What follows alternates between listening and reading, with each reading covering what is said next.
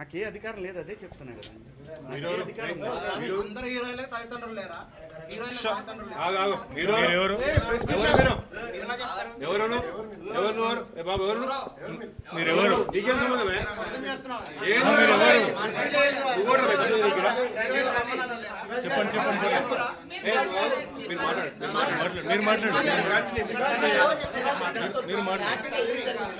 ఈరోజు జరిగిన విషయం ఏంటంటే తప్పులేదు, ఆయన అభిప్రాయాన్ని నేను గౌరవిస్తాను.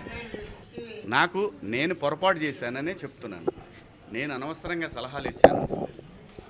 నాకు అర్థమైంది ఏంటంటే సలహాలు ఇవ్వటం మానుకోవాలి, సలహాలు ఇవ్వటం, మంచి మాటలు చెప్పటం మానుకోవాలి.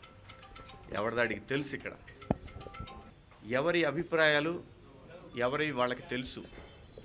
ఇక్కడ మంచి మాటలు చెప్పాను, చెడ్డ మాటలు చెప్పాను అనే దానికి బ్యారియర్ లేదు.